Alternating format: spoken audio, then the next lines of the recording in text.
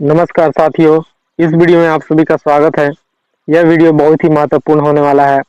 यह SSC GD exam से related उसके प्रीवियर ईयर का क्वेश्चन लेकर आया हूं, जो कि 19 और 21 जो भी ईयर का होगा, और सभी बीबीआई क्वेश्चन है जो कि रिपीट हो सकते हैं।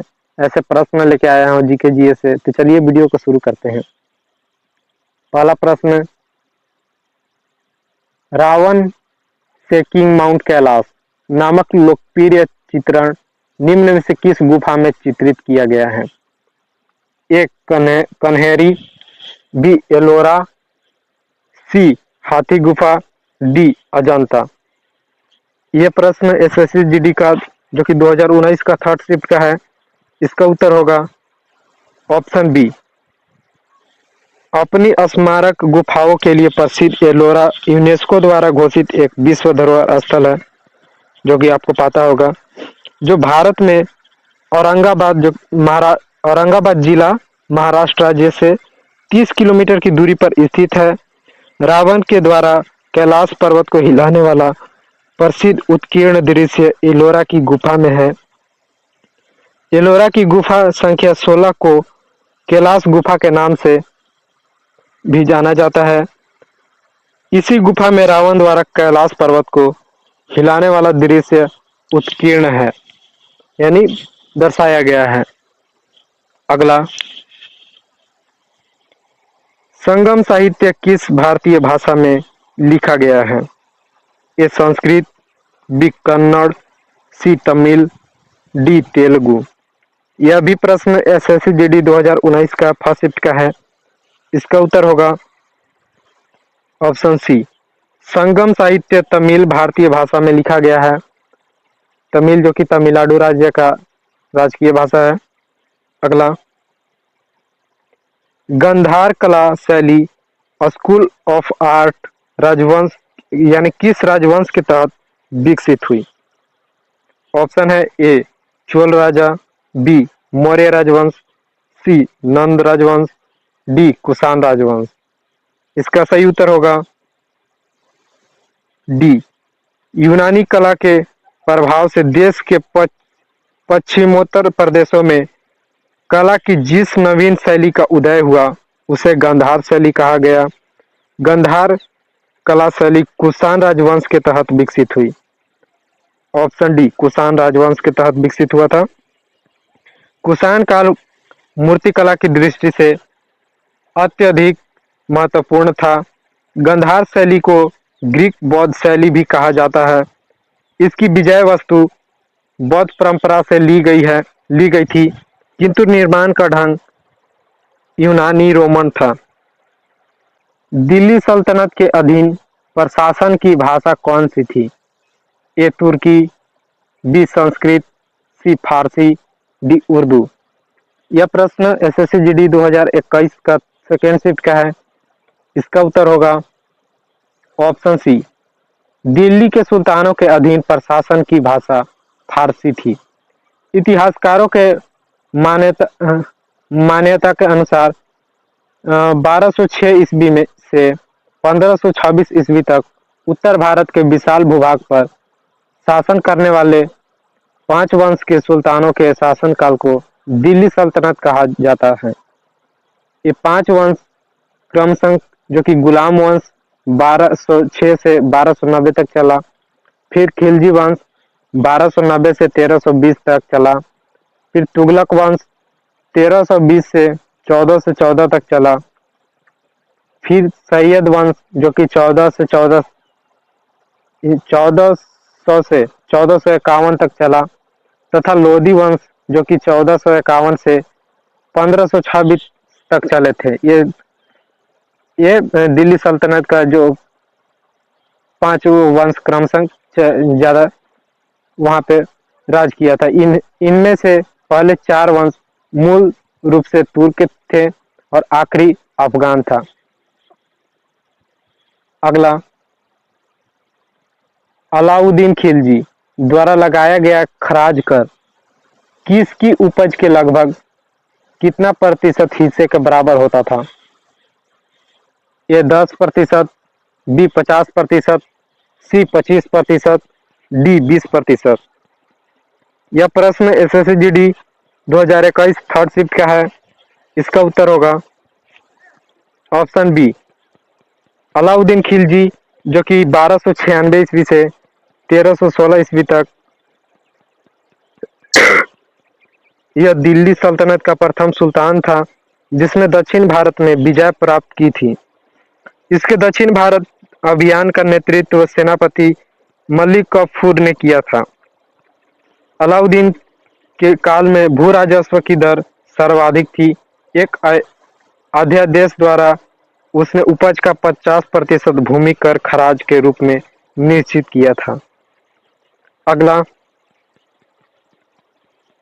निम्नलिखित में से कौन सा अलाउद्दीन खिलजी के दरबारी कवि थे जिन्होंने प्रसिद्ध कविता हस्त बहिष्त लिखी थी?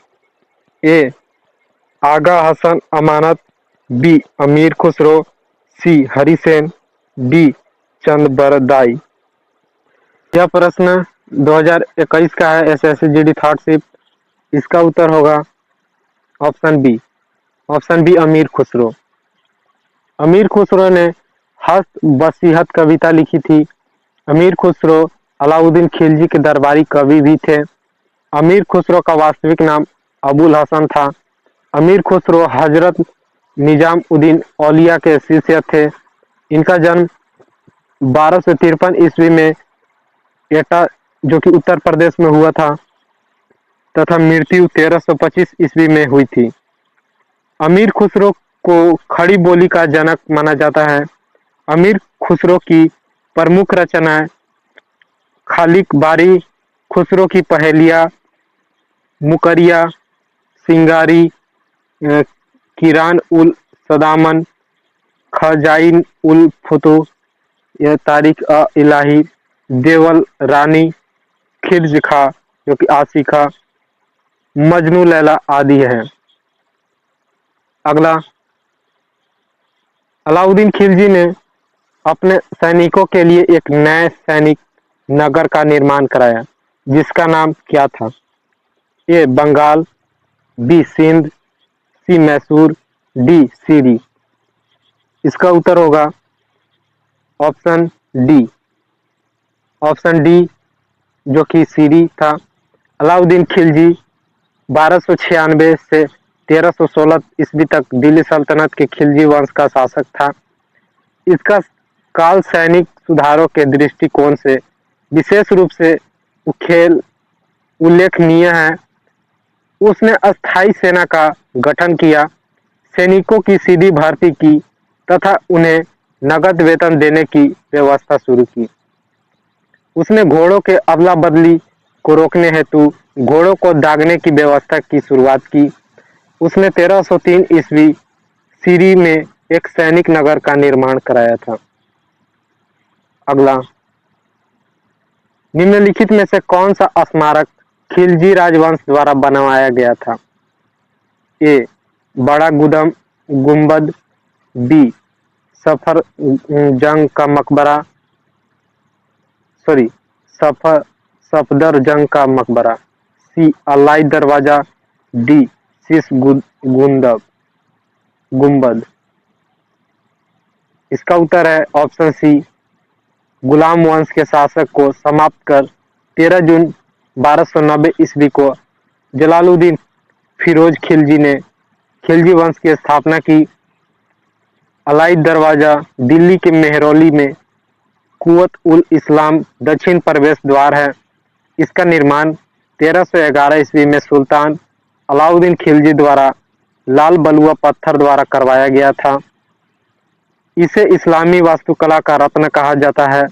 इसके अतिरिक्त जमात खाना मस्जिद, सीरी का किला व हजार खंबा महल का निर्माण भी अलाउद्दीन खिलजी ने करवाया था।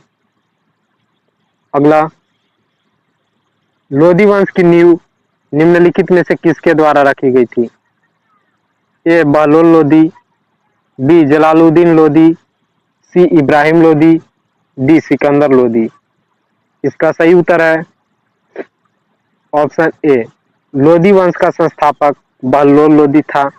वह 19 अप्रैल 1451 को बहलोल शाह गाजी की उपाधि से दिल्ली के सिंहासन पर बैठा। दिल्ली पर प्रथम अफगान राज्य की स्थापना का श्रेय बहलोल लोदी को दिया जाता है। बहलोल लोदी ने बहलोल सिक्के का प्रचलन करवाया।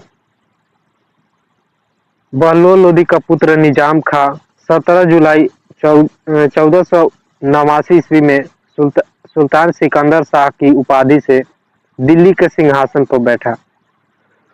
अगला, दिल्ली सल्तनत के दौरान निम्नलिखित में से किस प्रकार का कर एकत्र किया जाता था? ए खराज कर, बी रेतवाड़ी कर, सी महालवाड़ी कर और डी आयकर। इसका उत्तर होगा ऑप्शन ए। दिल्ली सल्तनत काल में कर व्यवस्था शरीयत के आधार पर निर्धारित थी। शरीयत के अनुसार 4 प्रकारों के करों का उल्लेख मिलता है। पहला है खराज, जो कि ऑप्शन ए में है। यह हिंदू किसानों पर लागू भूमि कर था, जो उत्पादकता का 1/4 से 1/3 भाग था। दूसरा जजिया कर, यह एक गैर धार्मिक कर था, जो गैर मुस्लिम जनता से सल्तनत द्वारा सुरक्षा के नाम पर वसूली जाता था।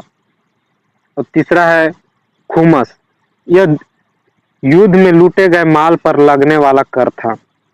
और चौथा है ज़कात, यह एक धार्मिक कर था, जो मुस्लिम अमीरों की आय व संपत्ति पर 2.5% के रूप में लगता था। धन्यवाद।